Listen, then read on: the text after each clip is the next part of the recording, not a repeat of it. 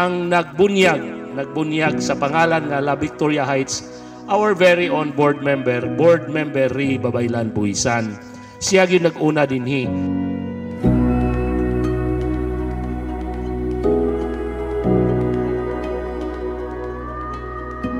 Kining adlaw usa ka historic event, no, para sa lungsod sa Magsaysay, para sa barangay Kauswagan, o para sa in particular sa atong La Victoria Heights, kay atong Ilons and Love Lux. Thank you sa tanan nga nag-participate kanianhi karon dinhi.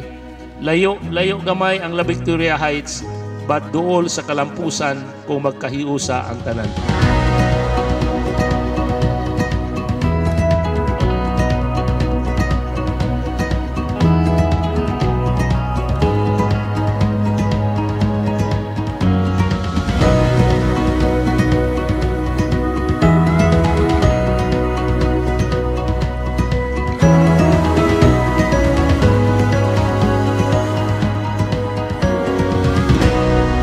La Victoria Love Lux. So thus, the La Victoria Love Lux.